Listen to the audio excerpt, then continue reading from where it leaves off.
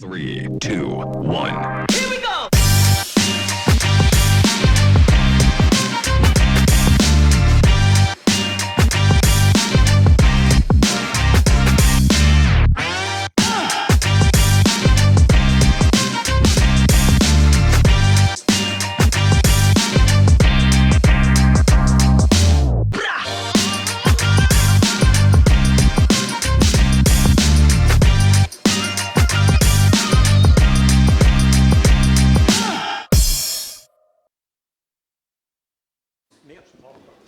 J'ai dit un gros mot.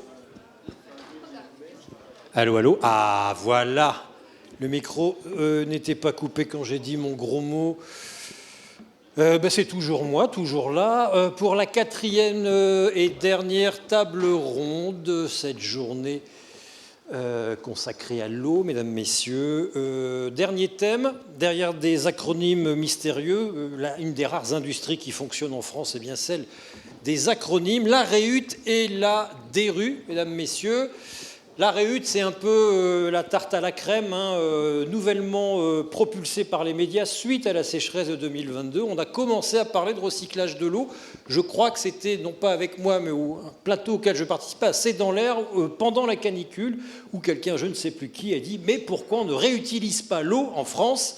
Les Israéliens le font à 90%, les Namibiens presque à 100%, les Italiens à 13%, les Espagnols à 18 ou 20%, et nous, en France, qu'est-ce qu'on est nul, entre 1 et 3% selon les manières dont on compte. Donc, réutilisons, eh bien, on va en parler justement. Merci d'accueillir Franco Novelli, Élodie André, Céline Mabou et Benjamin Causse.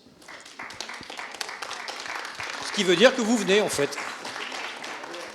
Sinon, vous restez sur vos sièges, mais ce sera moins facile pour moi, ne serait-ce que pour choper le micro.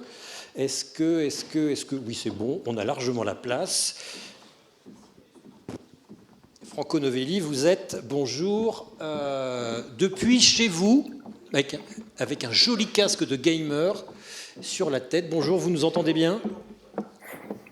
Très bien, et vous ? Bon, c'est parfait. Donc, il y a un petit temps de latence dont je tiendrai compte. Franco Novelli, vous êtes chef adjoint du département cycle de l'eau à la FNCCR. Je vous laisse nous dire ce qui se cache derrière cet acronyme. FNCCR, bonjour à tous d'abord et mes excuses pour ne pas être parmi vous en présentiel, mais bon, les contraintes d'agenda et puis la distance aussi. FNCCR comme Fédération nationale des collectivités concédantes et régies. On est une association des collectivités publiques qui gère des services publics en réseau, l'eau, l'énergie, le numérique. Que ce soit en gestion directe en régie ou alors en délégation dans le cadre d'un contrat avec un professionnel. Merci, je reviens vers vous ensuite.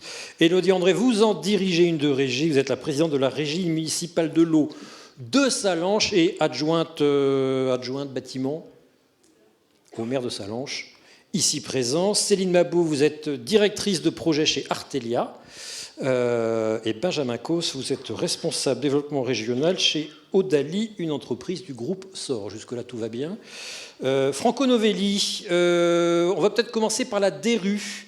Qu'est-ce qui se cache derrière la DERU? Non, c'est pas Élodie, c'est Franco Novelli. Où est Franco Novelli? Franco Novelli a disparu. Élodie André l'a fait fuir. Ah voilà, Franco Novelli, la DERU, dites-nous tout, c'est une directive européenne. Je vous laisse nous la raconter et ce qu'elle implique pour nos amis ici présents. Et on ne vous entend pas. Puisqu'elle vient d'entrer en vigueur en tout début d'année et nous avons 2 ans et demi pour la transposer en droit national.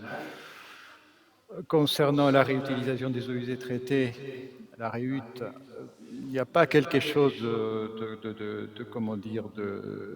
très exigeant, sauf un encouragement à tous les États membres à la mettre en œuvre à chaque fois que cela est nécessaire dans le cadre d'une gestion de la ressource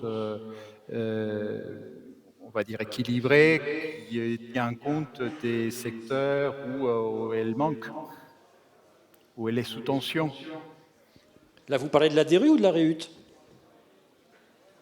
Des deux. Des C'est-à-dire deux. que la directive eaux résiduaires urbaines, pour la première fois, parce que la précédente ne mentionnait pas cette possibilité, encourage tous les États membres à faire de la REUT à chaque fois que cela est nécessaire pour réduire les tensions qui existent dans certains territoires concernant l'accès à l'eau.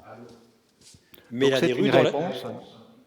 Allez-y, C'est pardon. une réponse à des situations de, comme vous l'avez indiqué, des sécheresses, de manque d'eau qui concernent beaucoup d'États membres. Mais dans la DRU, il y a aussi une réduction assez considérable des niveaux de pollution admissibles, ce qui va entraîner une mise à niveau des stations d'épuration, ce qui va entraîner beaucoup de dépenses auprès des collectivités. Et vous avez quelques doutes sur cet objectif affiché, me semble-t-il. En tout cas, sur la généralisation des objectifs affichés. Alors la nouvelle directive porte des grandes ambitions, effectivement, concernant le traitement de l'azote, du phosphore. Les performances sont plus importantes. Également, le traitement des micropolluants, qui est quelque chose de nouveau. L'extension aussi du périmètre d'obligation des collectes des eaux usées et traitement à des agglomérations de 1000 équivalents habitants et plus. Donc c'est beaucoup des choses supplémentaires. La REUT n'est pas une contrainte en soi, au contraire, c'est une porte ouverte à ces usages, en fait, notamment agricoles, mais pas que, non domestiques en général. Mais ces usages nécessitent, cette réutilisation nécessite d'une bonne gestion des eaux usées, avoir des eaux usées des bonnes qualités, pour ainsi dire. Mais l'abaissement des niveaux de pollution, vous me disiez au téléphone en préparant cet entretien, qui est inscrit dans le cadre de la DRU, il n'est pas. Vous dites que c'est un peu dommage de l'avoir généralisé partout parce qu'il n'y a pas les mêmes contraintes partout, il n'y a pas le même besoin de réduire partout de la même façon les niveaux de pollution. C'est vrai, oui, tout à fait. Il existe des dispositions dans cette directive qui peuvent apparaître un petit peu arbitraires, qui impliquent ces exigences sur des coûtes que coûte, en fait, notamment pour les installations des grandes tailles. Je pense au traitement de l'azote et du phosphore obligatoire pour des installations de 150 000 équivalents habitants et plus, alors que parfois le milieu ne le demande pas. Alors dans ces conditions-là, on peut imaginer que ces exigences, l'énergie dont on a besoin pour les mettre en œuvre, le coût aussi, mais vous me citiez Nice comme mauvais exemple. Vous me citiez Nice au téléphone comme exemple d'une DRU qui n'a pas vraiment lieu d'être. Oui. Pourquoi ? Oui, en l'occurrence, les milieux ne sont pas forcément impactés par l'azote et le phosphore. Et donc le traitement dans ces conditions-là semble excessif, déconnecté en tout cas des besoins des milieux. Et alors que la directive devrait à chaque fois mettre en adéquation les exigences de l'autre directive qui est la DCE, la directive cadre sur l'eau qui vise le bon état des milieux aquatiques, et donc avoir une cohérence entre ces deux réglementations. En l'occurrence, la DRU fixe des choses qui sont assez arbitraires sur ces aspects-là, mais ce n'est pas tout. Il y a des dispositions qui sont très des bons sens. Mais là, en l'occurrence, on avait évoqué ces aspects-là. Oui, c'est quelques dispositions qui nous semblent excessives. Très bien, restez en ligne, la liaison est parfaite. Je reviens vers vous tout à l'heure. Élodie André, concrètement, ça veut dire quoi, l'application de l'ADU pour la ville de Sallanches et la régie municipale? Est-ce que ça veut dire beaucoup de sous en plus? Alors, ça s'annonce beaucoup de sous en plus. Donc, je vais plutôt vous parler d'un cas concret, qui est pour le SIAB. Donc, c'est le syndicat intercommunal d'assainissement du bassin de Sallanches.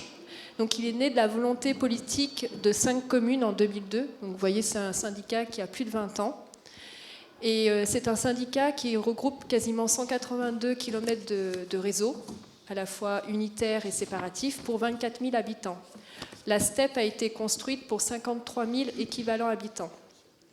Ce qu'il faut retenir, c'est qu'après des années et des années, les élus ont abouti sur un prix au mètre cube commun de 1,66 €. C'est pas cher. C'est le juste prix.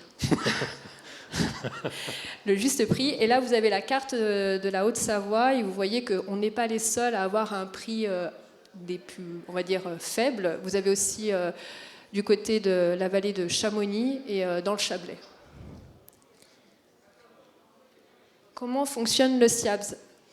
Le SIABS, c'est une station où vous voyez l'élimination des matières solides se fait d'abord par des matières solides et des graisses séchables par dégrillage. Ensuite, on a un traitement primaire, secondaire. C'est important parce que vous allez voir qu'avec la nouvelle directive, il y a d'autres traitements qui vont apparaître. Et ensuite, tout est rejeté dans le milieu naturel. Et enfin, la cogénération. Donc, une cogénération, c'est la production d'électricité et de chaleur à l'échelle locale des bâtiments. À partir de quoi ? À partir du gaz qui est produit de la fermentation des boues. D'accord, des boues de stations d'épuration qui sont mis à méthaniser et le méthane entraîne la cogénération. Oui, alors là, on est sur... comment dire ? C'est que de la cogénération, on n'est pas sur du biogaz. C'est totalement différent. Ok.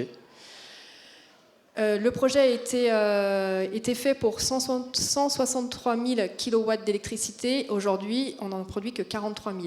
Donc c'est aussi une problématique, on verra par la suite. Pourquoi aussi peu ? Parce qu'il n'y a pas assez de boue ?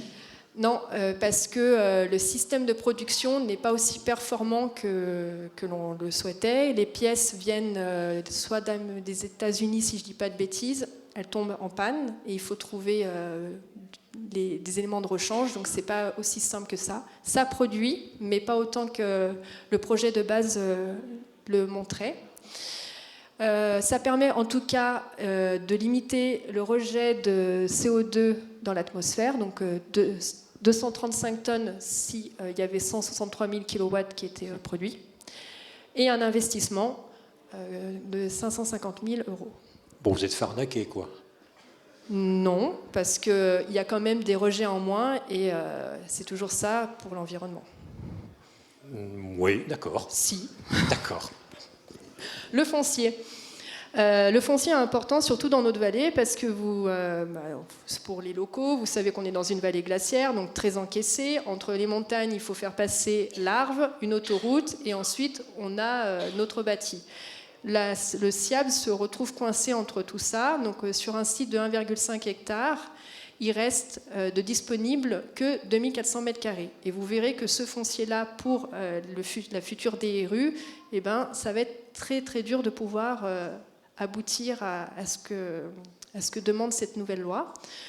Aujourd'hui, elle est construite pour 53 000 habitants. Mais quid si on doit construire ? Le site est contraint aussi par le PPRN, c'est le plan des risques naturels, les trames vertes et bleues, donc c'est autant de réglementations environnementales qu'il faut tenir compte. Et on en a parlé ce matin, le ZAN dans tout ça, si on doit augmenter la capacité, comment l'articuler avec le ZAN ? Et encore un échelon au-dessus, on est en train d'élaborer le SCOT de notre vallée. Qu'est-ce que ça va en sortir de tout ça ? Il n'y a pas de réserve foncière.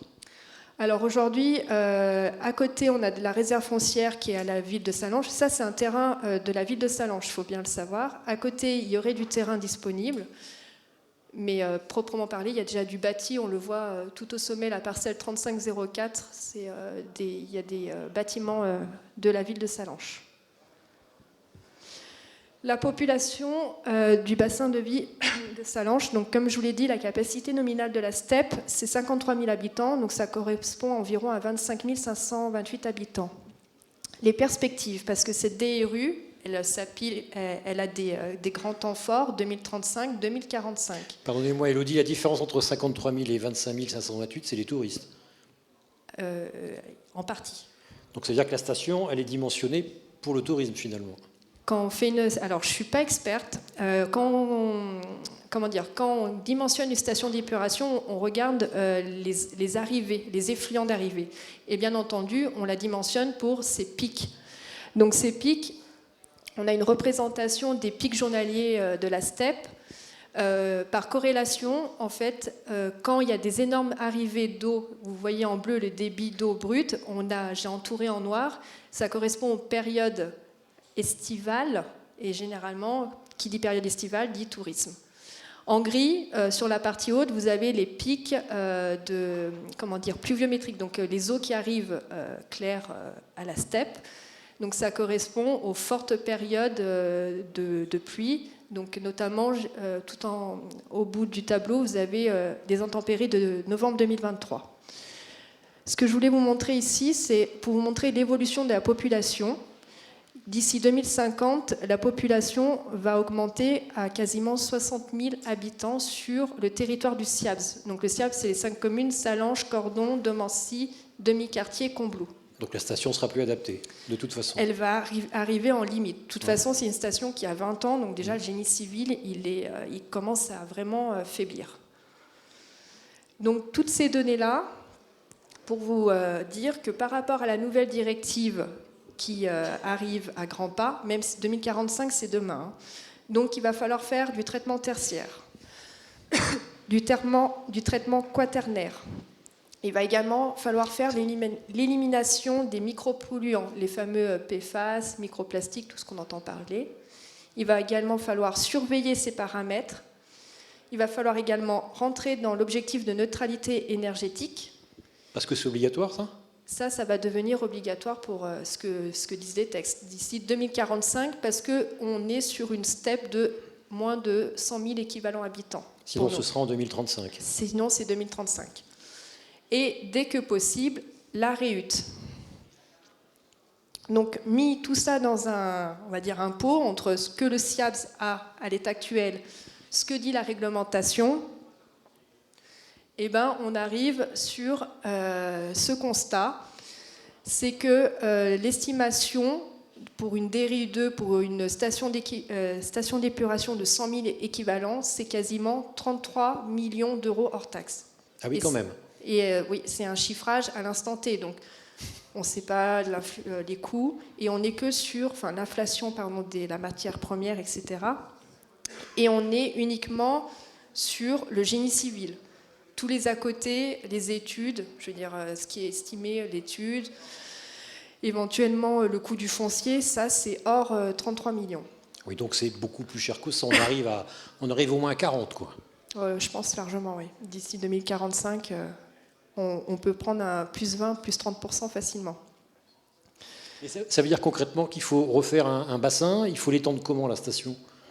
Alors là, on est dans la technicité, donc pour arriver à remplir ce que dit la DRU, forcément, il va falloir refaire du génie civil, refaire des bassins de traitement.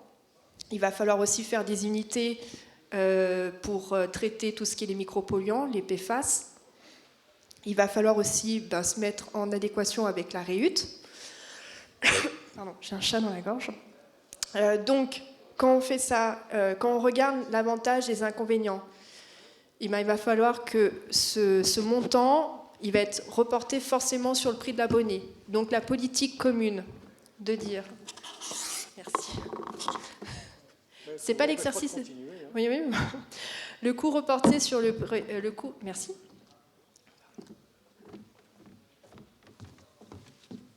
Le coût va forcément se reporter sur le prix de l'abonné. Le génie civil, même si j'ose espérer que d'ici 20 ans, il y ait des nouvelles technologies et façons de construire, il va demander forcément de l'emprise foncière, où on va mettre tous ces nouveaux bâtiments. Il va falloir aussi faire de la pédagogie sur la réhute. La réhute, alors du coup, je vous ai apporté ça. Oui, je me demandais ce que c'était, là, c'est pas un jus de fruits, ça. Alors ça, c'est ce qui rentre à l'intérieur... les effluents de la steppe du SIABS. Ça, c'est ce que produisent les Sallanchais, Choix, tous les jours. Oui, et puis tous les autres, les Comblerans, les Cordonnans, Domancy, tout, voilà. Voilà. Et il en ressort ça. Donc ça marche. Ça marche. Ça, c'est rejeté dans l'Arve. Vous iriez jusqu'à la boire, là, devant nous ? Non. Voilà. On va peut-être pas non plus pousser le bouchon. Donc, la pédagogie sur la réhute, il y aura d'autres traitements qui sont à mettre en place, mais demain, il y a aussi la pédagogie pour dire aux gens, cette eau-là, on pourra la réutiliser dans les espaces verts, pour nettoyer les routes, etc. Le traitement des déchets produits. Moi, je pose la question, c'est bien beau, OK pour traiter, mais après, une fois qu'on a traité ces PFAS et autres micropolluants, qu'est-ce qu'on fait des déchets? Donc ça va être encore des coûts de fonctionnement qu'il va falloir mettre dans le panier commun. Le traitement du phosphore qui va être compliqué à basse température. Aujourd'hui, on a des dérogations. Est-ce que cette dérogation sera toujours possible? Et enfin, les moyens humains. Aujourd'hui, on a tellement des difficultés pour recruter du personnel. C'est le nerf de la guerre pour 2045. Je pense que ce sera peut-être toujours la même chose. Comment on fait tourner une installation comme ça? Mais il y a des choses positives. C'est que tout ça, c'est les enjeux environnementaux et sociétaux. À mon échelle d'élu, moi j'y vois des choses positives, c'est que faut abandonner la cogénération, à mon sens, et partir sur du biogaz. Et le biogaz, ça va permettre de réduire les émissions de gaz à effet de serre à hauteur de 80 à 90%. Il faut savoir que la quantité que l'on pourrait produire, vous l'avez en économie, là, ce que j'ai marqué pour une steppe de 100 000 habitants, c'est quasiment 1100 tonnes de CO2 en moins. Ça équivaut à 20 bus qui peuvent tourner en biogaz ou 1500 foyers alimentés. Donc ce qui est quand même pas rien. Tant est qu'il y a un réseau de chaleur urbain derrière. Ou réinjecté dans le réseau gaz de GRT Gaz. Hormis d'être environnemental, donc le biogaz, vous avez la réhute, ce qui permet de limiter de prélever à la ressource, de pallier aussi aux périodes de stress hydrique. Alors là, je vais modérer mes propos parce que ce matin, ma directrice de la station d'épuration m'a informé que l'agence de l'eau n'était pas trop favorable à ce que la réhute soit mise en place, étant donné que le débit de l'Arbre allait de plus en plus diminuer. Donc, ce type de process, ils préfèrent que ça soit évité pour vraiment toujours rejeter au milieu naturel. Donc, bon, pour maintenir le volume de réserve. Exactement, oui. Voilà. Donc voilà, c'est à modérer sur la réhute. Sociétaux, bien entendu, si on crée des filières énergétiques, derrière ça va créer de l'emploi local.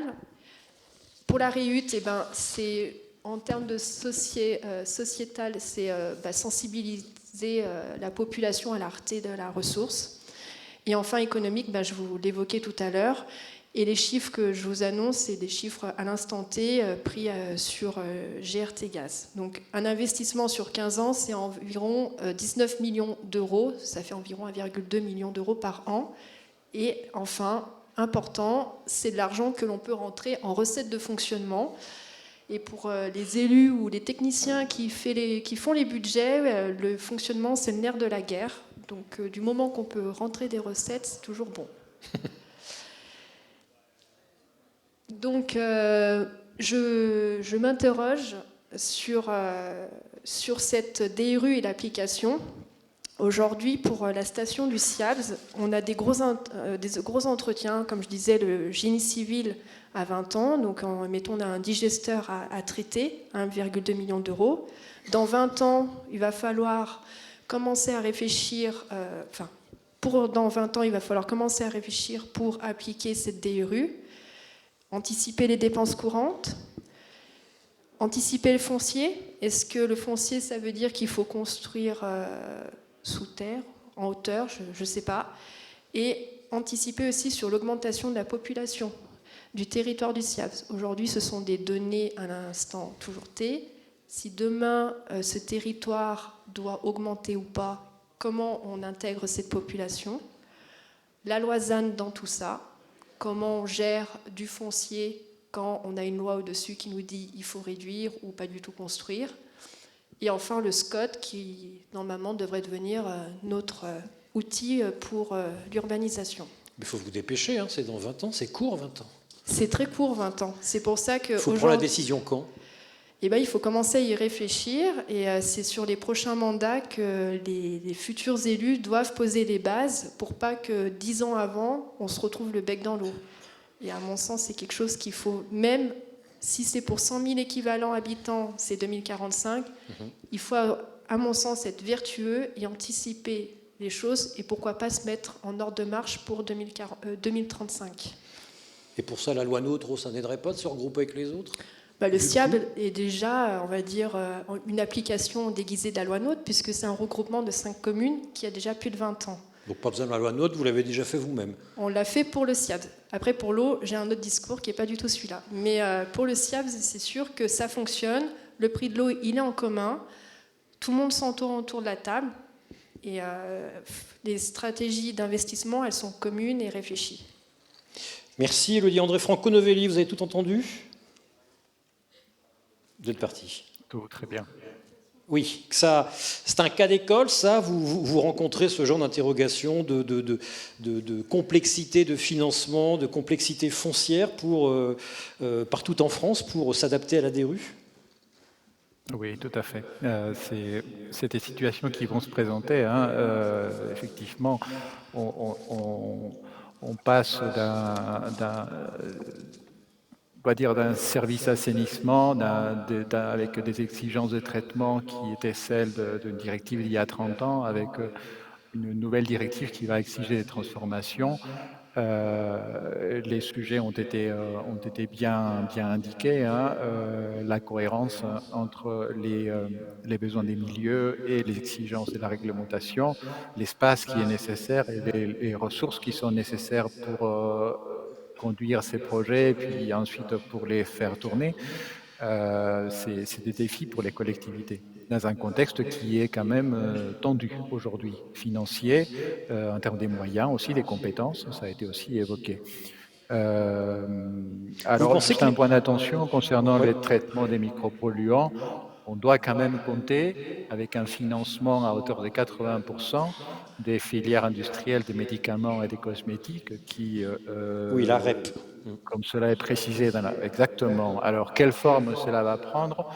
Est-ce que cela va être, comme nous l'avons souhaité à la FNCCR, porté par les agences de l'eau, ou est-ce que cela va se faire via un organisme, un éco-organisme pour gérer cette REP ? C'est encore en discussion. Merci. Céline Mabou, vous avez mis en place, vous mettez en place des solutions de réutilisation au sein d'établissements industriels, et vous allez nous donner un exemple, ST Microélectronique à Grenoble. Oui. Alors, du coup, j'avais une petite présentation juste pour vous. Déjà, parlez-nous d'Artelia Group. Artelia, donc on est une société d'ingénierie française indépendante qui intervient dans différents domaines, dont le domaine de l'eau, sur des métiers historiques, les barrages liés à la houille blanche, le fluvial, mais aussi tout ce qui est traitement d'eau. On travaille sur des sujets d'application de la DRU2 avec des collectivités territoriales pour faire évoluer leur station d'épuration. Vous confirmez l'inquiétude de votre voisine, ça coûte cher de toute façon ? Oui, ça coûte cher. Après, en exemple, nous actuellement on travaille sur la station d'épuration de Romans où il y a des travaux qui vont être lancés et où une partie de la DRU a été anticipée avec la collectivité pour réaliser les travaux. Donc il y a un champ photovoltaïque qui va être construit en parallèle de la station pour l'autonomie énergétique. Et puis il y a de la réserve foncière qui est gardée pour mettre en place du traitement quaternaire pour traiter les micropolluants derrière, parce qu'on ne peut pas tout faire non plus tout de suite. Pourquoi vous dites réserve foncière, traitement quaternaire, ça prend de la place ce traitement-là ? Ça prend un peu de place, mais moins que les traitements, primaires, biologiques, classiques. Mais il faut quand même l'anticiper dans les projets de construction pour qu'il y ait une logique après d'extension au sein de la station. Du quaternaire, c'est donc un quatrième traitement, c'est des filtres, des tout petits filtres, des microfiltres, c'est ça ? C'est des procédés avec en fait du charbon qui permettent d'absorber les polluants. Donc après, il y a différents types de technologies, mais... C'est le principe, D'accord. Piquez la télécommande à votre voisine. Vous l'avez. Donc, du coup, juste pour présenter quelques approches qu'on a au sein d'Artelia là, sur la Réhute. Donc aujourd'hui, c'est des sujets qui sont un peu nouveaux. On a travaillé avec ST Microélectronique là, qui est sur Crolles, donc qui a étendu de façon importante ces salles blanches là, pour recentrer la production de microélectronique en Europe. Et donc du coup, ils ont créé une nouvelle station d'épuration pour traiter leurs effluents. Et à la fin de leur station d'épuration, en fait, ils ont installé, enfin, on les a aidés à installer une petite unité d'osmose inverse qui permet de renvoyer donc de l'eau osmosée vers le site de production en entrée d'eau ultra pure en remplacement de l'eau potable. Je vous arrête. Osmose inverse, expliquez pour nos amis. C'est des membranes très fines qui permettent de retenir tous les polluants en fait, et donc du coup pour faire traverser l'eau au sein de ces membranes, eh ben, on est obligé de pousser très fort avec des pompes. On est à une 40aine de bars, donc ça veut dire que c'est des procédés qui sont très gourmands en énergie. Donc aujourd'hui, ST, enfin juste pour un ordre de grandeur, rejette à peu près 500 mètres cubes d'effluents à l'Isère, et la première unité donc d'eau osmosée qu'ils ont mis en place, c'est à 40 mètres cubes avec une possibilité d'extension à 80 mètres cubes. Mais aujourd'hui, l'investissement était de l'ordre de 8 millions d'euros pour une production de 40 mètres cubes. Donc c'est des choses qui coûtent extrêmement cher, avec en plus une exigence liée à la fabrication chez ST Microélectronique de fonctionner 24 heures sur 24 et 7 jours sur 7, ce qui n'est pas toujours évident avec ce type de procédé. Donc ça, c'était la première expérience. Et après, donc ça, c'est en cours d'exploitation, c'est en cours de réalisation. Enfin, ça fonctionne. Et après, on a d'autres sujets qui arrivent, qui vont démarrer. On travaille beaucoup avec le syndicat d'épuration des régions de Thonon et d'Évian, où on les assiste dans le cadre de du contrat d'exploitation de la station d'épuration. Et là, ils ont lancé une étude prospective pour mettre en place la Réhute en sortie de leur station d'épuration. Donc c'est une étude qui va démarrer. Là, on vient d'être tributaire. L'objectif, en fait, ce qui les a poussés dans cette démarche, c'est que la station, elle est déjà au milieu d'une zone industrielle où il y a pas mal d'usages potentiels. Donc il y a Ortec qui est là, qui utilise beaucoup d'eau pour nettoyer ses hydrocureuses. Il y a les serres municipales qui sont pas loin, il y a les services techniques qui sont pas loin, et puis il y a d'autres industriels. Donc, et en parallèle, on a aussi une station qui rejette au lac Léman, où on a des contraintes fortes au niveau du rejet et où on a déjà un traitement tertiaire qui est en place. Donc le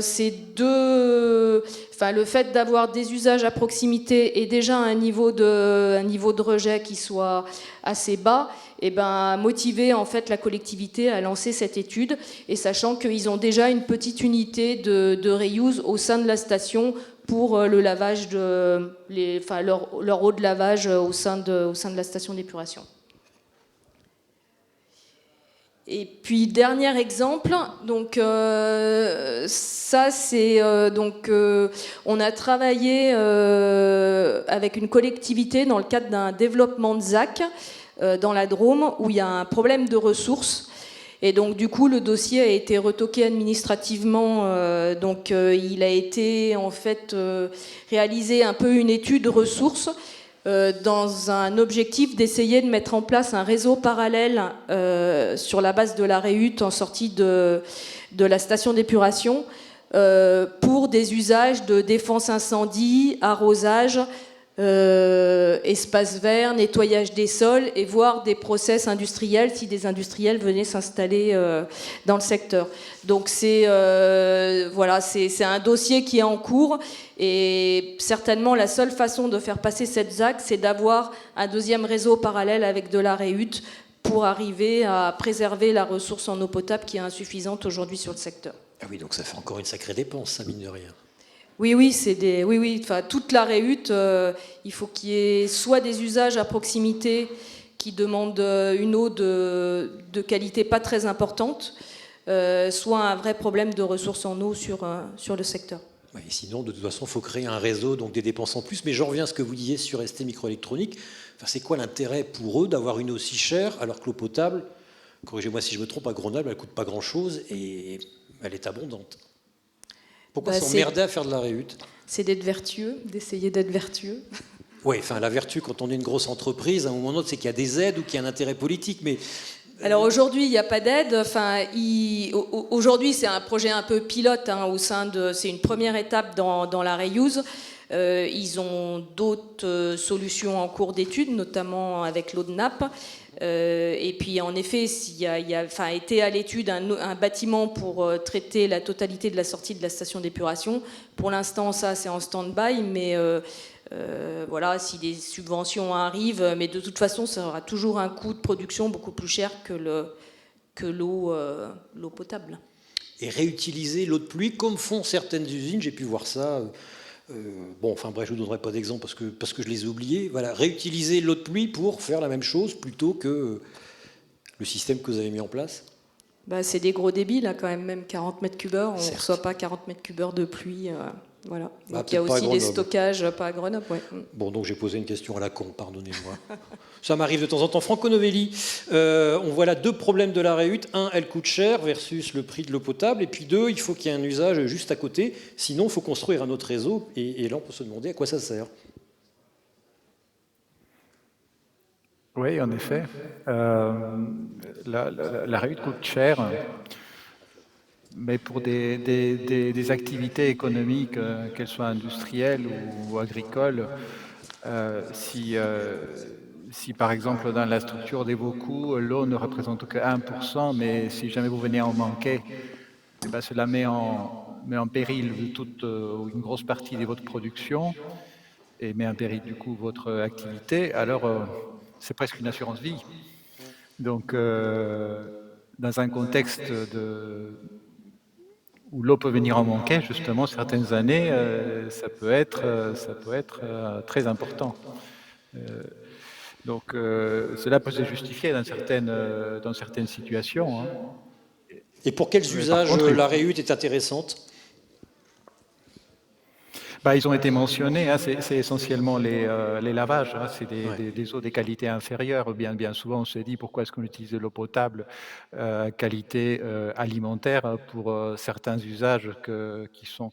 Bon, c'est des questions économiques, hein, et le service a été construit comme ça. Mais il est vrai que dans certains contextes, on peut utiliser des eaux des qualités inférieures, notamment pour les lavages, nettoyages et l'arrosage des espaces verts en substitution de l'eau potable. Et attention, parce qu'on ne crée pas de la ressource nouvelle. Hein. Et c'est ça, il ne faut pas imaginer que parce qu'on fait de la réhute, on a plus d'eau. On n'a pas plus d'eau. Donc, il ne faut pas penser qu'on va étendre notre capital eau au niveau d'un territoire parce qu'on fait la réhute. C'est bien de le dire, hein, parce que je suis à peu près persuadé que beaucoup de confrères pensent ça. C'est-à-dire qu'on libère une ressource supplémentaire. Non, pas du tout. Élodie, la réhute, elle pourrait être utilisée, enfin peut-être que vous en faites déjà, pour laver la voirie, pour arroser les espaces verts de la bonne vigne de Sallanches, où vous utilisez de l'eau pluviale? On utilise de l'eau de source pour les espaces verts en partie, et puis de l'eau qu'on prend dans la nappe. Donc en soi, c'est de l'eau que derrière on peut potabiliser. Pour laver les camions, c'est pareil. La réhute, pas du tout. Mais par contre, je ne sais pas si je peux faire une... Est-ce que M. Plusquelec est toujours dans la salle? Non, il est parti. Parce que la régie des eaux de Chamonix m'expliquait qu'ils avaient tenté l'expérience pour la réhute. Ils ont monté un dossier pour produire de la neige de culture. Il y a quelques temps de ça, il m'a raconté ça tout à l'heure et il me dit qu'au final, le dossier a été retoqué par l'ANS. L'ARS. Ouais, et puis le sport aussi. Mais bon, l'ARS, et parce qu'ils avaient peur que si jamais les enfants mangent la neige, et ben, au niveau de la qualité, qu'est-ce que ça pouvait donner? Voilà. Ah oui, Et choper oui. la chiasse en mangeant de la neige, ce serait quand même un C'est peu mauvais, con. mais déjà que manger de la neige naturelle, ça... Donc, Si, c'est bon. ouais, voilà. Mais si, c'est très bon. Benjamin Causse, alors vous avez réussi ce que quelqu'un que vous connaissez, enfin, je viens d'oublier son nom, Marine Legrand, au laboratoire OCAPI, CNRS, Université de Créteil et Supélec. Elle essaye vulgariser en France la réutilisation des eaux grises et des eaux noires. Elle y arrive, et vous, en fait, vous lui amenez sur un plateau un truc qui sort de l'espace, un petit machin qu'on met sur une place de parking, allez, 2 places de parking, et qui réutilise, alors non pas toutes les eaux grises et les eaux noires, mais celles de la salle de bain et du lave-linge. Racontez-nous ça. Oui, donc le groupe Odali, effectivement, commercialise une solution qu'on vient implanter dans les bâtiments de logement. Donc on sort un petit peu des installations industrielles où à l'échelle de la collectivité, on se rapproche des administrés. Et effectivement, notre solution vient récupérer les eaux grises faiblement polluées des salles de bain. Donc c'est de l'eau potable qui a été polluée avec du savon, des cheveux et des peaux mortes, pour être un peu caricatural. On vient filtrer cette eau et on la réinjecte dans le bâtiment pour aller alimenter les sanitaires, principalement. Et on peut également aller alimenter les besoins, enfin en tout cas couvrir les besoins de certains usages extérieurs, donc notamment l'arrosage des espaces verts sur la parcelle, mais aussi le lavage des surfaces extérieures, toujours sur la parcelle. En tout cas, c'est ce que nous autorise aujourd'hui le décret qui a été publié en juillet de l'année dernière, ouais, et qui est passé un peu, qui n'a pas été pris en main par l'ensemble des collectivités, qui avaient fort à faire avec la DERU et la REUT. Oui, c'est ça. 9 juillet 2024. 12 juillet. 12 juillet. Bon, ouais. J'avais le 9. Et 2023, c'était pour les espaces verts. Voilà, j'arrête de faire mon malin, c'est à vous. Allez-y, montre-nous à quoi ça ressemble. Donc je vous ai prévu, enfin voilà, l'idée de la présentation, c'est un peu, il y a des choses redondantes, hein, on a beaucoup parlé de la fin de l'abondance aujourd'hui, on se rend compte que l'eau potable est une ressource qui n'est pas infinie, c'est une ressource qui est fragile parce qu'elle peut être facilement polluée. Donc tout ça nous oblige à redonner un petit peu de sens à la consommation qu'on fait de cette ressource. D'autant plus que la consommation qu'on en fait, enfin on en parlait tout à l'heure, entre les besoins et la demande, aujourd'hui on se rend compte que notre besoin en eau potable, il est relativement faible par rapport à toute la consommation qu'on fait de cette eau. Donc l'idée c'est de revenir redonner un petit peu de bon sens à cette consommation, et en faisant tout ça, on va pouvoir préserver cette ressource de façon à ce qu'elle soit accessible à tout le monde et quel que soit le temps. Donc on en a beaucoup parlé aujourd'hui, mais c'était un peu dans l'esprit du législateur de rappeler ces éléments-là pour expliquer le pourquoi du comment. Donc en termes de faits, on se rend compte qu'aujourd'hui, l'ensemble de la France, du territoire, est concerné par des arrêtés sécheresse quasiment chaque année. Donc ça veut dire que tous les territoires en France aujourd'hui sont concernés par des problématiques de disponibilité d'eau potable ou par des problématiques de niveau des nappes phréatiques. Deuxième graphique qui est intéressant, on se rend compte qu'à l'échelle d'un logement, 150 litres d'eau par habitant et par jour, alors ça peut varier entre 110 et 150 litres en fonction des régions, en fonction du prix de l'eau également, mais globalement, uniquement 7% de la consommation qu'on fait au quotidien nécessite une qualité d'eau potable. Donc c'est pour la boisson et pour la cuisine. Et 20%, c'est les toilettes. Et 20% sont les toilettes. Donc c'est là où je reviens sur ce que je disais 30 secondes auparavant, c'est là où on peut rechallenger les usages qu'on fait de l'eau, rechallenger les qualités d'eau dont on va disposer au sein du logement. Troisième graphique, le prix de l'eau en France. Aujourd'hui, on se rend compte que ce prix varie du simple au triple en fonction des régions. Et puis, vous l'avez compris avec ma collègue, les investissements qui vont devoir être faits par les collectivités sont monstrueux. On parle de la DERU, donc travailler sur les stations d'épuration, mais on peut aussi parler des réseaux qui arrivent en fin de vie pour un certain nombre d'entre eux, qui viennent polluer l'eau potable qu'ils transportent. Donc on peut penser au PFAS, on peut penser au gaz CVM qui est hautement cancérigène. Chlorure de vinyle monomère, c'est ça ? Exactement. Donc tous ces éléments-là vont amener les collectivités à investir énormément d'argent dans leur réseau. Et in fine, c'est toujours la même personne qui paye ces investissements, c'est le consommateur. Donc on voit sur la carte de la France que l'eau est une ressource qui se fait rare en certaines périodes. On voit, graphique du milieu, qu'on n'a pas forcément besoin d'eau potable. Et sur la carte de droite, on peut imaginer que l'eau va augmenter de l'ordre de 50% à horizon 2030. Son prix va augmenter de l'ordre de 50% à horizon 2030. Quand vous interrogez un certain nombre d'acteurs, c'est un chiffre qui revient régulièrement. Alors, modulo en fonction des régions et ainsi de suite, mais gardez en tête que le prix de l'eau va augmenter de façon importante pour financer tous ces travaux. Donc tout ça nous amène à se dire que il faut réfléchir. Donc on peut réfléchir à l'échelle industrielle, à l'échelle de la collectivité, mais on peut aussi réfléchir à l'échelle du bâtiment. Et c'est ce que nous permet de faire le décret. Donc concrètement, aujourd'hui, on vient récupérer les eaux issues des salles de bain et les eaux issues des lave-linges, donc soit à peu près peu ou prou la moitié de votre consommation quotidienne.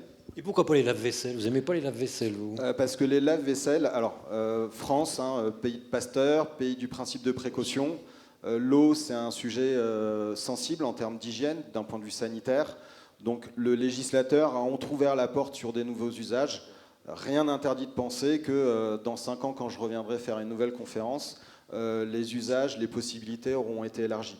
Mais en tout cas, aujourd'hui, on avance à petits pas. Un lave-vaisselle serait plus contaminant d'un point de vue bactériologique qu'un lave-linge. Exactement. Okay. Les eaux sont un peu plus chargées, il y a plus de matière en suspension, donc ça vient compliquer les techniques de filtration qu'il y a derrière. Alors qu'avec les eaux issues des salles de bain et les eaux issues des lave-linges, on a une eau qui est assez légèrement polluée, faiblement chargée et relativement constante. Et surtout, quand vous regardez l'équation, aujourd'hui on récupère plus que ce que nous permet le décret en termes d'usage.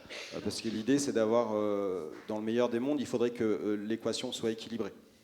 Or aujourd'hui, ce que nous autorise le décret sur simple déclaration, c'est-à-dire que demain vous portez un projet de construction d'un immeuble, vous décidez d'intégrer la réutilisation des eaux grises au sein de cet immeuble, vous avez une simple déclaration à faire en préfecture. Et cette simple déclaration vous permet d'aller réalimenter vos sanitaires et les usages extérieurs avec des eaux filtrées.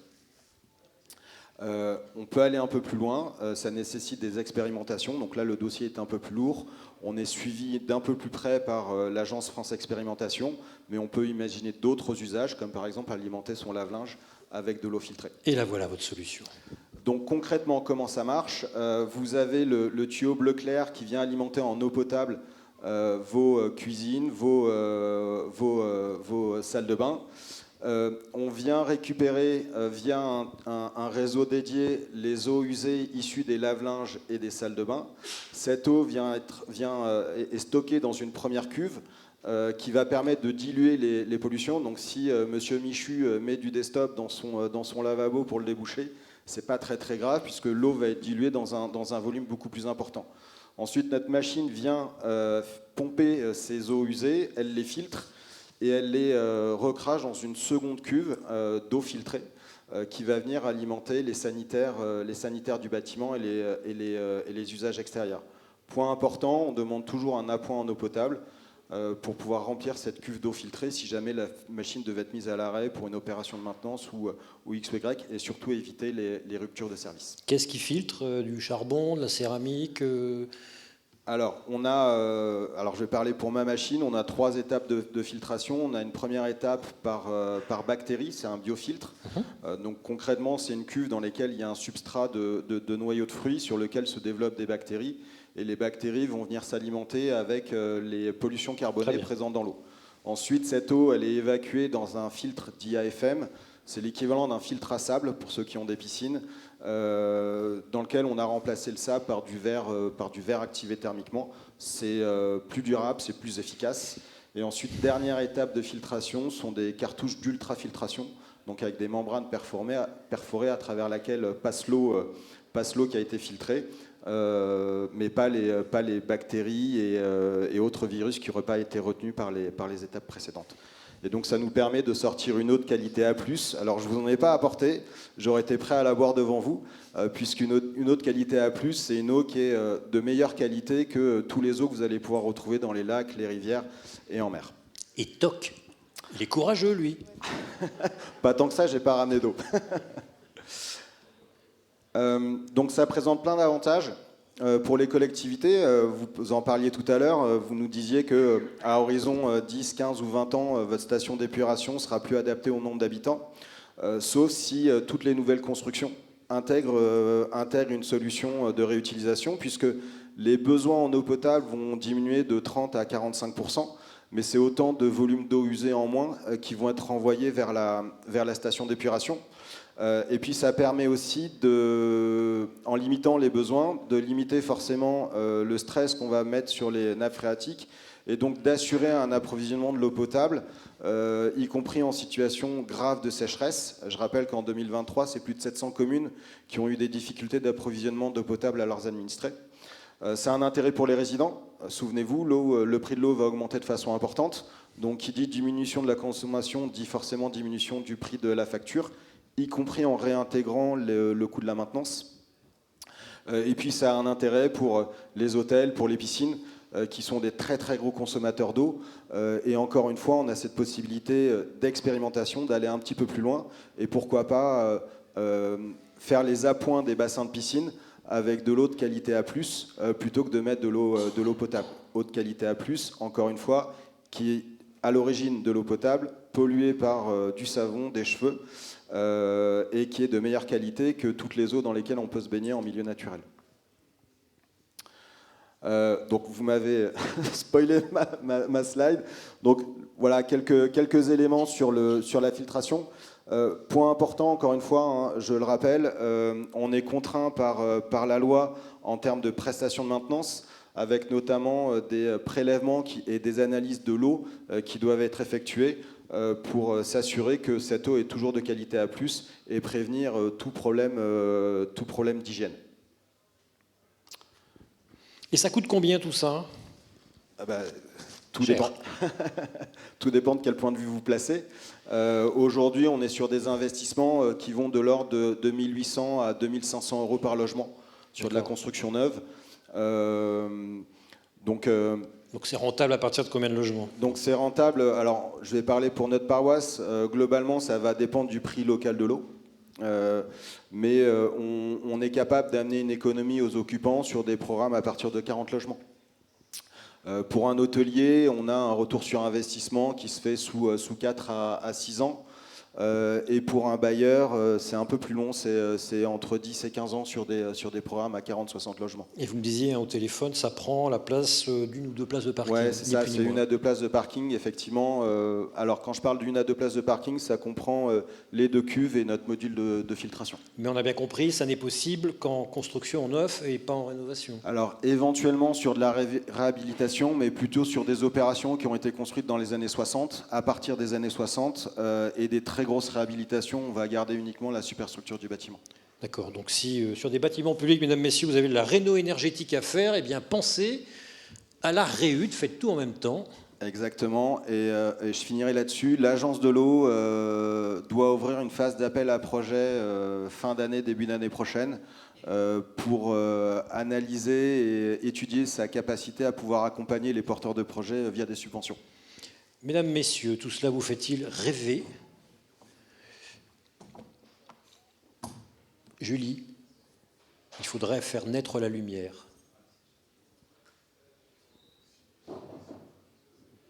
La lumière fait naître les bras qui se lèvent et qui me disent « J'ai envie de poser une question, venez à moi. » Eh ben voilà. Madame, bonjour, présentez-vous. Bonjour, Amandine Seul, moi je suis la directrice de la régie. Il y a aussi Franco Novelli qui est toujours là. Oui, je le connais aussi, j'ai déjà fait des formations à la FNCCR. Sur l'aspect très vertueux que vous avez présenté, je trouve très intéressant. Toutefois, si on commence à diminuer de 25% notre recette en eau, je ne garantis pas que le prix de l'eau reste le même, voire continuer à augmenter, mais toujours plus. Donc en fait, les gens vont arriver en nous disant votre retour d'investissement, ça ne va pas être 10-15 ans, ça va être 20-30 ans. Donc je pense qu'il n'y a pas un objectif d'économie financier. Je pense qu'il faut vraiment l'aborder avec une économie d'eau réelle, effectivement moins puiser sur les sources, etc. Mais nous, en tant que collectivité, bien évidemment, si on nous enlève 25% de recettes en moins sur le prix de l'eau, on ne va pas pouvoir faire mieux. Alors, c'est une réponse qu'on me fait régulièrement, que me font régulièrement les collectivités. Encore une fois, la réutilisation des eaux usées au sein du bâtiment ne concerne que les constructions neuves. Donc si aujourd'hui vous facturez 100, demain vous continuerez à facturer à minima 100. C'est uniquement sur les nouvelles constructions qu'on va réduire le besoin en eau potable. Donc aujourd'hui vous facturez 100, si demain votre population augmente de 10% et que les volumes d'eau consommés augmentent de 10%, vous facturez 105, partant du principe que les 10% d'augmentation vont être divisés par 2.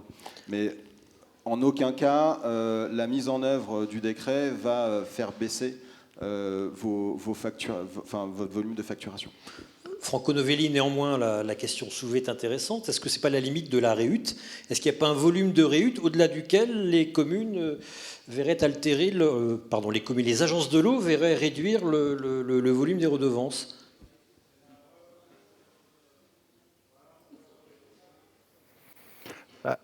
Tout d'abord, on voit bien que même les systèmes de réutilisation ont besoin de l'eau potable. Là, en l'occurrence, c'est des eaux grises.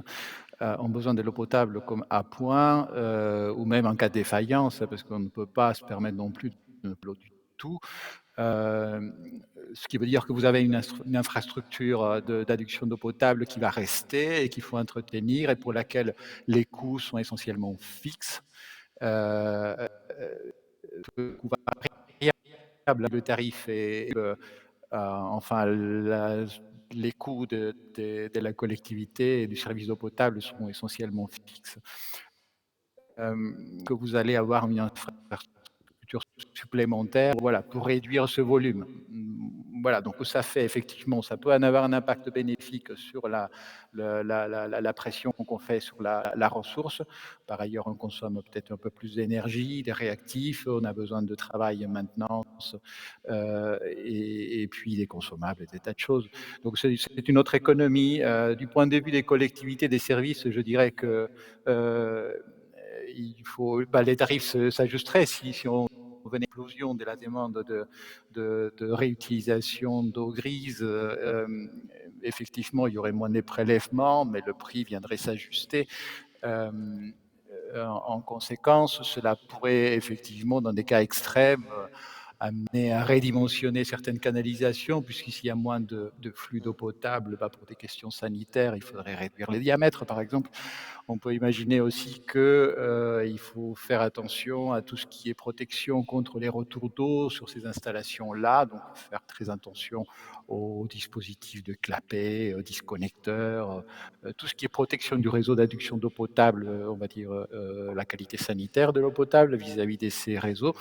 C'est aussi un enjeu. Et aussi savoir compter, quand on contrôle les réseaux d'assainissement, des fois, on fait des contrôles à l'intérieur des logements. Il faut tenir compte aussi quand il y a ces installations-là qui existent. Bon, pour l'instant, il n'y en a pas beaucoup, mais si ça vient à se développer, effectivement, il faudra faire attention.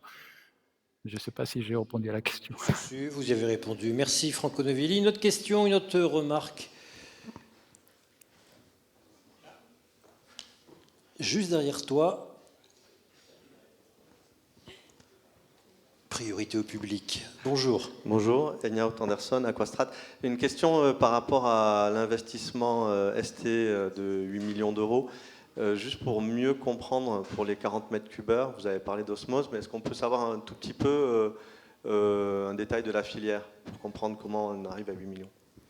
Alors, donc la station, ça arrive en aval de la station d'épuration. Donc, les effluents d'Est, en fait, globalement, il y a des éléments métalliques type cuivre, etc. Et il y a beaucoup d'azote lié aux produits chimiques qui sont utilisés. Donc en fait, on a des filières spécifiques de traitement physico-chimique suivant la qualité des drains et du type de métaux. Et après, tout est regroupé dans un traitement biologique, donc comme sur une station d'épuration urbaine, là, type boue activée. Et en fait, derrière, on avait une séparation par des membranes d'ultrafiltration. Donc déjà, en sortie de la station d'épuration, on a déjà un niveau de qualité qui est très bas. Et derrière, on passe directement dans une osmose inverse, donc dans des membranes de filtration d'osmose, avec, il y a des pré-filtres de protection, et puis des systèmes de lavage, en fait, et de lavage chimique des membranes. Donc voilà, je ne sais pas si j'ai répondu à votre question sur le type de filière, mais on était déjà en amont sur une filière poussée, quoi. Et donc les 8 millions, c'est traitement physico plus du bio plus Non, les 8 millions, c'est uniquement les conteneurs, les 4 conteneurs d'osmose inverse. Donc il y avait 3 conteneurs avec les membranes et un avec ce qu'on appelle le CIP, c'est les produits chimiques pour nettoyer. Non, l'investissement chez ST, c'est plutôt 100 millions d'euros sur la station d'épuration, quoi. Ah oui, quand même. Et donc vous traitez chimiquement... non, il y a une question là, ensuite Antoine. Vous traitez chimiquement les filtres et le produit de ce traitement, vous en faites quoi? Alors, tous les polluants retenus. Oui, les polluants retenus, ce qu'on appelle les concentrats, en fait, il faut penser à leur devenir. Donc là, ils repartent en tête de la station d'épuration. Et en fait, il y a toute une réflexion pour savoir ce que le milieu récepteur est capable d'accepter entre le rejet de la station et ces concentrats d'osmose. Parce que ça peut conduire à être obligé de traiter ces concentrats, donc de rajouter une autre filière de traitement pour abattre encore des éléments notamment métalliques et pour après envoyer ces éléments en centre de traitement agréé, quoi. Et là, on n'en finit plus. Monsieur Causse, les produits de la filtration chez vous, vous en faites quoi? Alors nous, c'est les balances à la rivière? Non, c'est l'intérêt de notre système de filtration, c'est que ce sont les bactéries qui font le plus gros du job. Donc les bactéries, ça reste un élément naturel. On a le filtre à sable qui a une espérance de vie d'une 15aine d'années, avec une machine qui... un filtre à verre. Un filtre à verre, oui, AFM, qui est renettoyé par rétrolavage. Donc encore une fois, les bouts qu'on récupère, ça reste du savon, des cheveux. Donc rien qui change par rapport à un bâtiment qui ne serait pas équipé. Le filtre AFM, pour le coup c'est du verre, donc ça se recycle. Et quant à nos cartouches d'ultrafiltration, elles sont recyclables. Et quand elles arrivent en fin de vie, elles sont renvoyées chez le fabricant. Ok. Monsieur, bonjour. Rebonjour, Christophe Méchouk, Groupe Source. Pardon. Je m'en prie, je suis loin. Je voulais rebondir un petit peu sur les prix qui étaient annoncés. Enfin, on parle du prix de l'eau, mais je préfère qu'on parle du prix du service de l'eau, parce que souvent c'est plutôt ça qui est derrière. Et quand c'était annoncé, le prix de l'eau a augmenté de 10% ces 10 dernières années, mais l'inflation elle est de 20% à côté. Donc l'eau, c'est quand même quelque chose qui en France reste pas très cher par rapport à tout le travail qui est fait pour produire, pour l'épurer. Et également peut-être rappeler que l'eau finance l'eau. Donc effectivement, c'est la facture d'eau qui va financer d'abord le service et les investissements. C'est pas les impôts généraux, etc. C'est vraiment des budgets annexes dans les collectivités. Et c'est vrai que la DRU2 va entraîner de nouveaux investissements très importants. On parle de plusieurs milliards sur la France, de mémoire 5 ou 6 milliards, je crois, à investir pour mettre en œuvre cette DRU2. Voilà. Après, dans le même temps, on s'aperçoit que effectivement, nos ressources se raréfient, elles sont de plus en plus polluées. Donc, les stations d'épuration sont quand même une concentration aussi d'un certain nombre de pollutions. La Suisse a engagé sa politique micropole depuis 15 ans maintenant, met ça en œuvre avec un autofinancement également. Et ils ont choisi d'équiper les stations d'épuration en Suisse parce que par rapport à la rénovation du parc vieillissant aussi de la Suisse, finalement l'investissement il était de 10% supplémentaire pour atteindre une qualité d'eau bien meilleure. Donc je dirais c'est aussi opportun. Les stations d'épuration en France, il y a eu un gros boom dans les années 80-90 avec l'introduction du traitement de l'azote.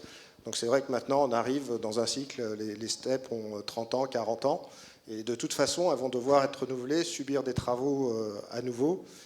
L'exemple de Salanches qui nous était présenté, on est dans ce cas-là aussi. La steppe commence à avoir un certain âge. Peut-être que 20 ans c'est un peu court par rapport au béton, on attend un peu plus, mais c'est vrai que bon, ben voilà, les bétons des années 90-2000 étaient un peu plus fragiles, donc il y a beaucoup de steppes qui sont en désordre par rapport à ça. Vous n'êtes pas les seuls. Donc voilà, il y a des choses. Et puis il y a aussi, au niveau des constructeurs dont on fait partie, le groupe SOR aussi, légalement, il y a beaucoup de R&D qui s'est remise en œuvre et en place pour trouver des solutions aussi plus compactes, plus économiques. La réflexion de la neutralité énergétique sur les steppes est aussi un vrai sujet. On cherche la neutralité énergétique, mais souvent on arrive aussi à avoir de l'énergie positive sur ces sites. Donc effectivement, on peut produire d'autres choses. On commence à parler de plus en plus d'unités de traitement et de valorisation énergétique. Donc voilà, je pense qu'il y a une dynamique importante. Et comme beaucoup de sujets, la transition, elle est difficile.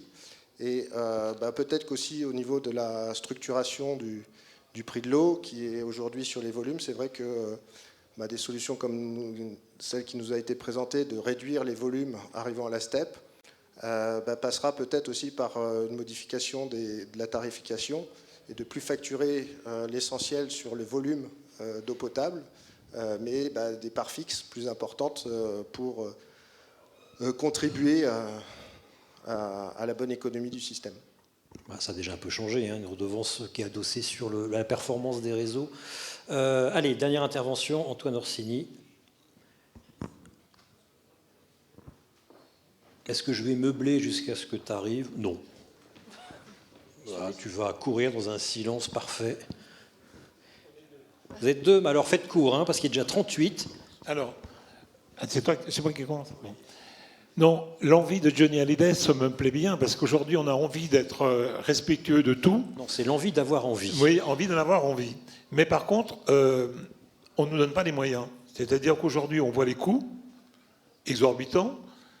On se voit que l'agence de l'eau se défile de plus en plus dans les subventions, que la région n'existe pratiquement pas, que l'État n'existe pas.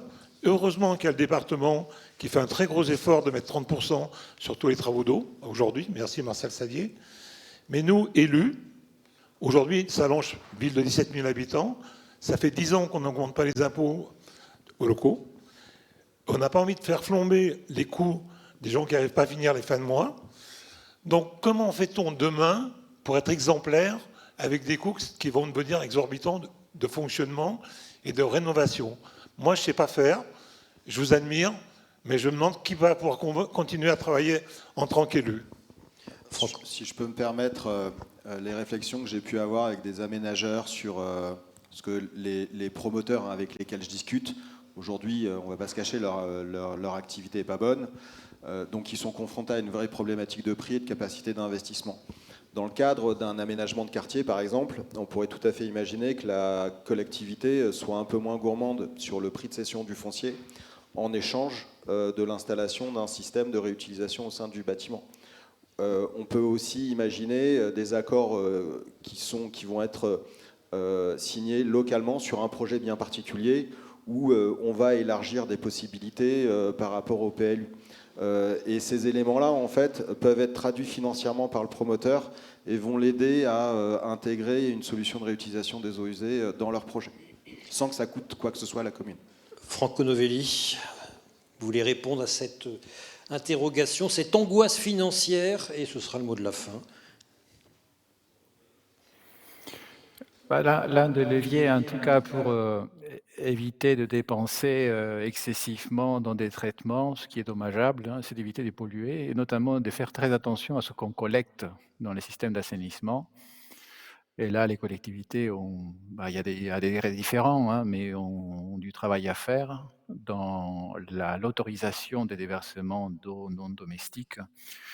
le suivi, la surveillance de ces autorisations. C'est très important pour éviter qu'on se retrouve derrière avec des eaux usées qu'il faut traiter davantage, que ce soit avec des micropolluants ou encore des microplastiques à venir, que l'on ne puisse pas valoriser les bouts d'épuration, qu'on se retrouve enfin avec des traitements supplémentaires qui vont faire exploser les coûts, alors qu'on doit s'occuper des réseaux de collecte qui coûtent déjà assez cher.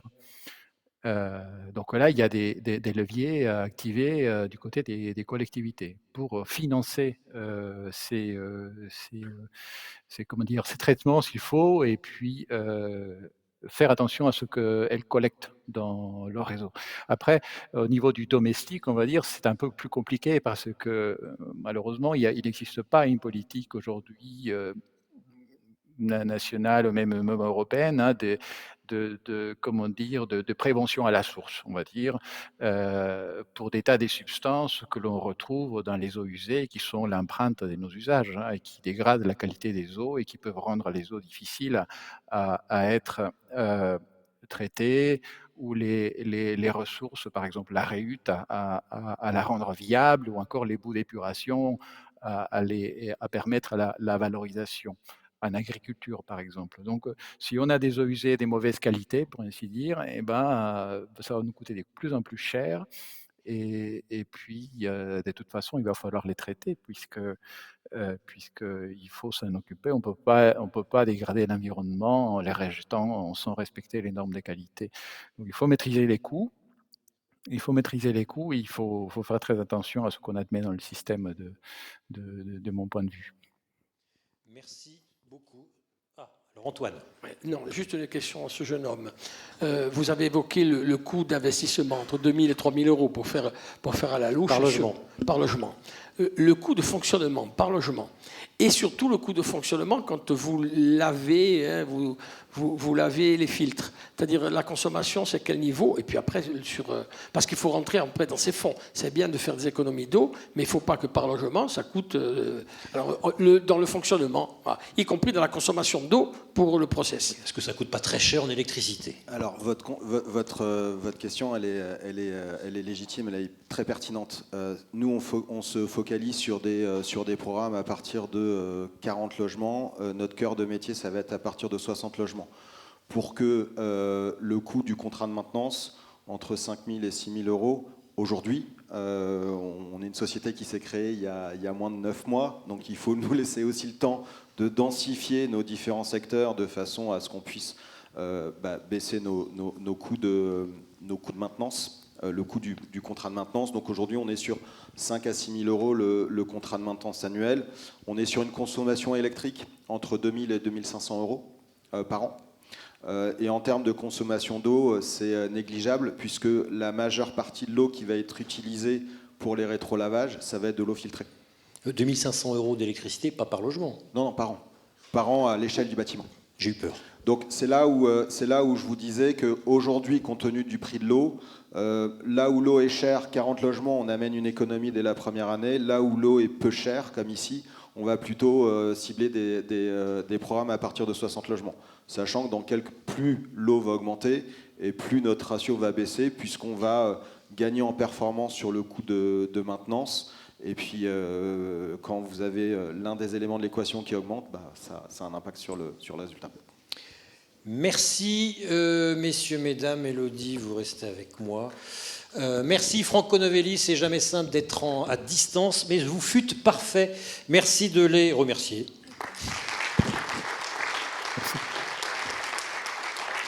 Et nous rejoint Jean-Claude Lasserre pour la conclusion. Vous pouvez rester si vous voulez.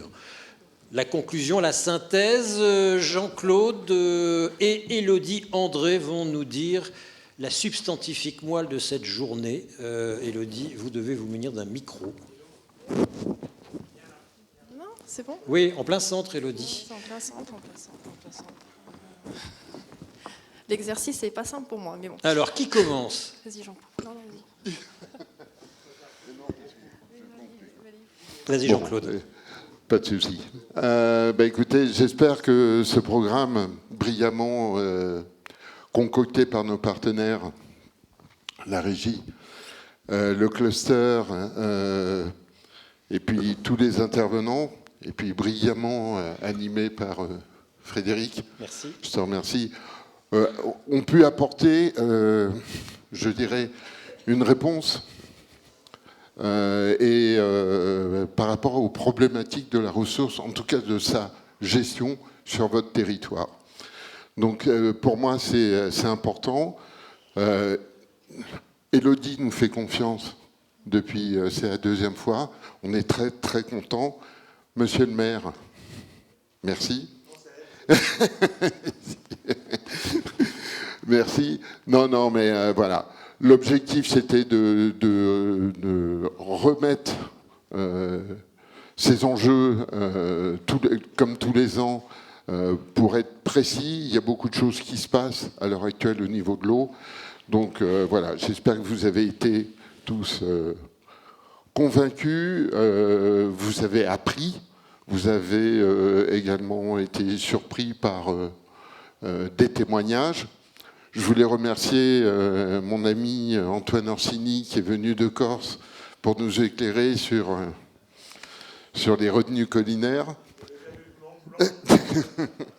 Il n'avait jamais vu le Mont Blanc, mais voilà, c'est fait. Comme ça, on est tranquille. Bon, je voulais vous remercier. Je vais passer le mot de la fin à Élodie. Tout ça pour vous dire que nous serons certainement de retour l'année prochaine. Alors dans un format un petit peu différent, pas très loin d'ici, une quarantaine de kilomètres, puisque nous souhaitons élargir un petit peu le territoire, et donc nous serons les 20 et 21 mai 2026 à Roche Expo, à la Rochefouron, pour organiser un salon et également beaucoup de conférences, d'ateliers et de rendez-vous. Voilà. Merci d'être resté jusqu'à maintenant, d'avoir été très sage. J'espère que la journée vous a plu. Élodie.